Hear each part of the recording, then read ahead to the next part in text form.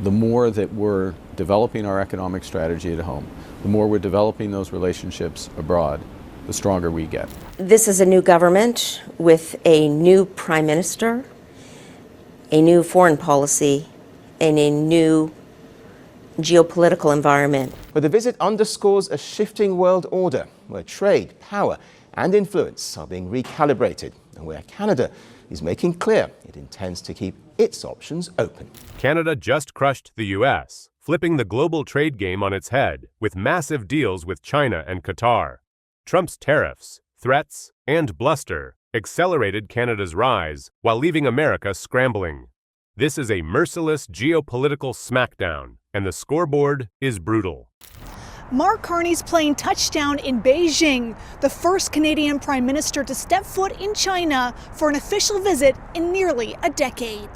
As relations with America remain strained, Canada is now looking east for leverage, balance, and opportunity. Economic pressure from its closest allies forcing a strategic rethink. After repeated U.S. tariff threats, Ottawa is moving to cut its heavy dependence on Washington. January 12, 2026 is a date that will go down in Canadian history.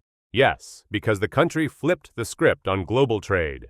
After years of being squeezed, threatened, and treated like a junior partner by the U.S., Canada finally made a move that shook Washington to its core. The country signed massive trade agreements with China and Qatar, covering everything from energy exports to critical minerals. So, Canada is now recalibrating its course. Adding to the unease is Trump's desire to make Canada what he calls the 51st state of America.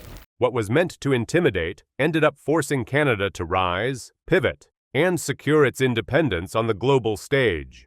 Energy, minerals, technology, resources, all the sectors where America once dominated Canada's trade are now tilting eastward, leaving the U.S. unexpectedly sidelined. And to grow non-U.S. trade by at least 50% over the next 10 years. For years, Trump's policies had Canada on edge. Steel, aluminum, vehicles, and other goods faced 10% tariffs, a move that directly hit Canadian exporters. The U.S. even ran an anti-tariff campaign, featuring Ronald Reagan as a cautionary symbol, sending a loud message that Canadian dependence on the U.S. needed to be reined in. The stakes were enormous. Canada's trade with the U.S. topped $900 billion in 2024, making it one of the largest bilateral trade relationships in the world. Despite the size, Canada was vulnerable, exposed to sudden policy shifts and threats. In this moment of economic stress for our country, it is necessary for us to diversify our trading partners. No pandas, no universities, no visits to the Great Wall of China. Carney has one single focus while he's here: increase Canadian non-U.S. exports and find new investors for Canadian energy and infrastructure projects. This was not a cautious pivot. This was a bold, calculated strike. Prime Minister Mark Carney embarked on his first high-stakes visit to China since 2017. The world knew this wasn't ceremonial. Carney met with President Xi Jinping, Premier Li Qiang, and top Chinese officials, discussing trade, energy, agriculture, and even international security. Now, Canada is looking beyond the US, seeking new allies, new markets, security partners, and greater independence on the global stage. The timing was perfect. Trump's unpredictability created an opening, and Canada moved decisively to fill it. What might have seemed like a simple diplomatic visit was, in reality, a strategic masterstroke. Canada positioned itself as a reliable, forward-looking partner, capable of leveraging global shifts to its advantage. Canada is engaged in the most serious fracture ever in its relationship with its single biggest trading partner, the United States, and is looking for relief from its second biggest trading partner, China. The deals themselves were monumental. Canada and China agreed on a multi-billion-dollar energy arrangement, ensuring Canadian oil and natural gas could flow east, opening entirely new markets. On top of that, a minerals and rare earths agreement was finalized, securing resources crucial for technology, defense, and green energy development. Meanwhile, Qatar joined the picture, signing major energy and investment partnerships with Canada. These agreements are not minor. They're structural moves that diversify Canada's supply chains, protect its economy from sudden U.S. policy swings, and strengthen the country's position on the global stage.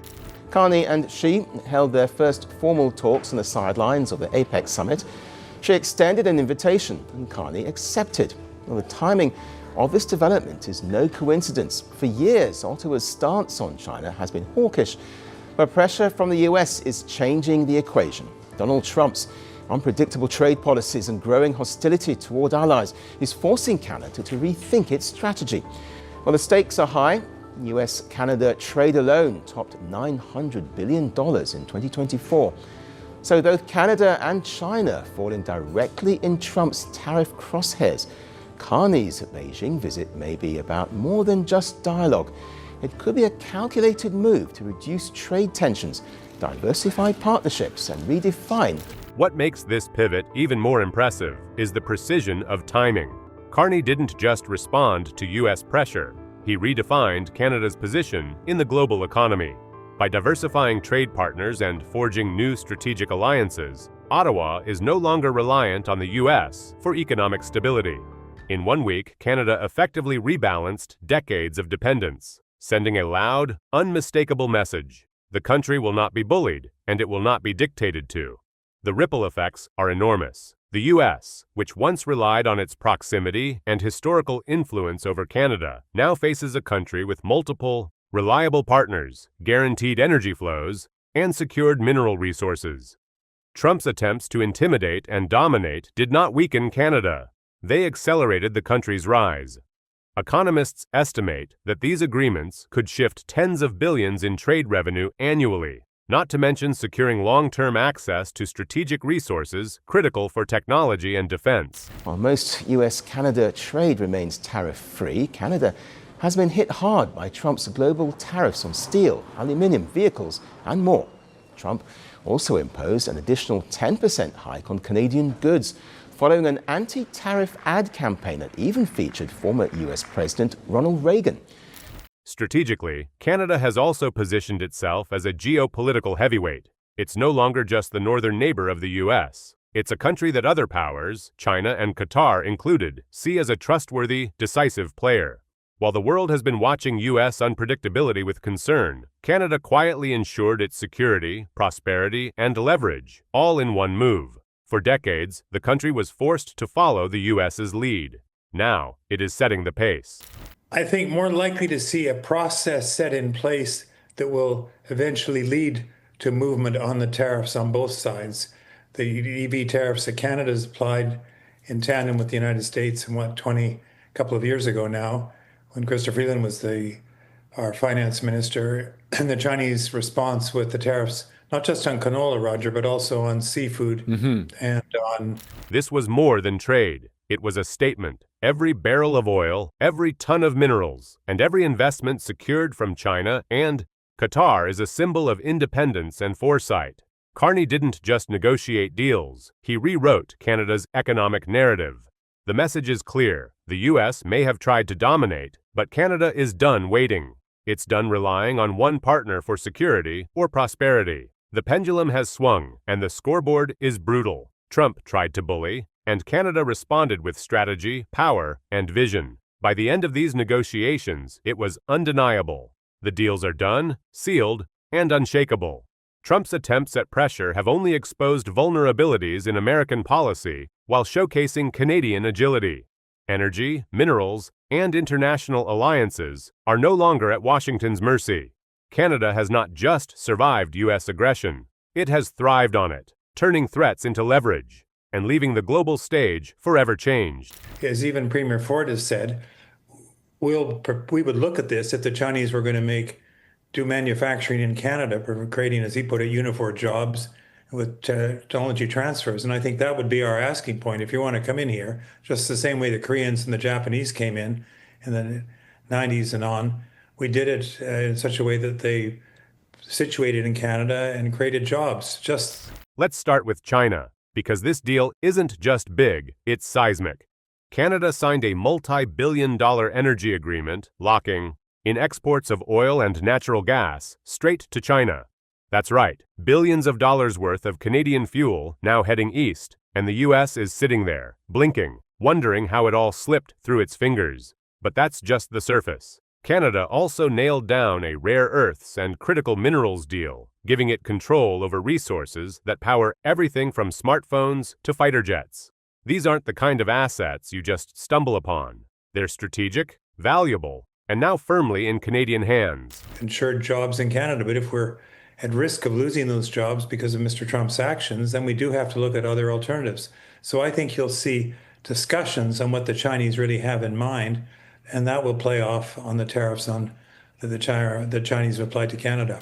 From China's perspective, this is massive. For years, Canada was caught in the crossfire of US-China tensions, a pawn being nudged back and forth. Not anymore. Now, Ottawa is a trusted, serious partner, someone you can make multi-billion-dollar deals with without worrying about US interference. And the economic impact. Think billions in revenue, stable jobs for thousands of Canadians, and long-term stability for sectors that were once at the mercy of Washington's whims. Every handshake, every signature, every agreement is a message to the world. Canada isn't playing small anymore. Whenever the federal government spends, we will select Canadian suppliers by default. And in those cases, when domestic suppliers aren't available, purchases will be required to include Canadian content or to be sourced from trusted partners. Meanwhile, in the deserts of Qatar, Canada was busy writing another chapter of this global playbook. Qatar agreed to major energy and investment partnerships, which basically means that Canada's trade footprint is suddenly looking like it's on steroids. While the US isolates itself with tariffs and threats, Canada is locking in alternative energy flows, building a safety net against any future US tantrums. It's like setting up multiple lifeboats while your neighbor is still arguing about who gets the last paddle. These partnerships strengthen Canada's economy, reduce vulnerability to global market shocks, and, let's be honest, make Canada look incredibly smart while the US looks a little reckless. And now, the part everyone's waiting for, the scoreboard. Canada's moves are calculated, brutal, and irreversible. The tariffs he imposed, neutralized. The influence he thought he had over Canada, gone. The perception of US dominance in trade, crumbling. It's one thing to lose an argument. It's another to watch your former ally sidestep everything you've done and emerge stronger than ever. Media outlets across the globe were stunned. Analysts are calling it one of the boldest, smartest maneuvers in recent North American history. Canada isn't just winning, it's flipping the script entirely. And those cases will be the exception, not the norm. And they will require ministerial approval. So why did this moment happen now? Timing, as they say, is everything. Canada needed diversification, it needed new allies, and it needed a strategy that would ensure long-term economic and geopolitical security. And markcarney? He read the game like a chess master. He knew exactly when to pivot, when to strike, and how to use the chaos around him as leverage. This wasn't luck. It wasn't a coincidence. It was ruthless strategy executed flawlessly. The lesson is simple, but powerful. Sometimes crises aren't just problems, they're opportunities. Canada turned US aggression into a launch pad for independence, using tariffs and threats to accelerate a pivot that might have otherwise taken years. Every deal signed, every partnership forged, every barrel of oil redirected is a testament to strategic foresight and bold decision-making. That's necessary to protect our Arctic. It's necessary to make sure the women and men of the Canadian Armed Forces have the right equipment. But a lot of that, instead of 70 cents on every dollar going south of the border to the United States defense contractors, a lot of that is now going to be spent here. And here's the real kicker. The world noticed. Allies, competitors, and even casual observers are starting to recalibrate their expectations of Canada. No longer the quiet northern neighbor, it's now a geopolitical heavyweight capable of influencing energy markets, controlling strategic minerals, and negotiating on its own terms with some of the biggest powers on Earth. The message is crystal clear. Canada will no longer be dictated to. Canada will no longer play second fiddle. Canada has seized the moment, and it did so ruthlessly, brilliantly, and with total confidence. By the end of January 12, 2026, it wasn't a negotiation anymore. It wasn't a visit, it was a statement. China knows it can count on Canada. Qatar knows it can count on Canada. And the US? Well, it's left watching a former partner slip through its fingers, wondering how it underestimated a neighbor for far too long. The scoreboard is brutal, and the world is taking notes. Canada didn't just survive Trump's tariffs and threats. It thrived because of them. This is more than trade. This is power, strategy, and timing wrapped into one bold move. Canada's pivot, east and south, has changed the global landscape, and there's no going back. The deals are sealed, the partnerships are set, and the message is clear. Canada calls its own shots now, and the US just learned the hard way that bullying doesn't work on everyone. And what you're seeing today is the fact that we are coming up with a new Buy Canadian policy, which will be put into place starting this month and completed by spring of 2026 to make sure that we buy Canadian lumber, Canadian steel, and Canadian aluminum, and that we support our companies. Canada's pivot is a tectonic shift in global power, and it's already reshaping the global trade system. By locking in multi-billion-dollar energy deals with China and securing agreements on rare earths and critical minerals, Ottawa has moved beyond traditional North American trade patterns. Suddenly, energy flows, strategic minerals, and investment partnerships are no longer funneled through the U.S. They have direct channels to Asia and the Middle East, creating a trade network that bypasses Washington entirely. This isn't just about dollars. It's about influence, leverage, and rewriting who sets the rules in global markets. For the U.S., the implications are brutal. Sectors it long considered firmly under its control, oil, natural gas, aluminum, and rare earths, are now partially detached from American dominance. Trump's tariffs and threats accelerated Canada's independence, turning what was meant to intimidate into an opening for Ottawa to pivot decisively. This changes market dynamics. Canadian energy exports to China are projected to flow billions annually. Rare earths critical for tech and defense are no longer monopolized by American supply chains, and Qatar's investments diversify North American energy access. The U.S. will feel this shift economically and strategically. Loss of influence over key allies, reduced control over resource pricing, and diminished ability to pressure partners in trade disputes.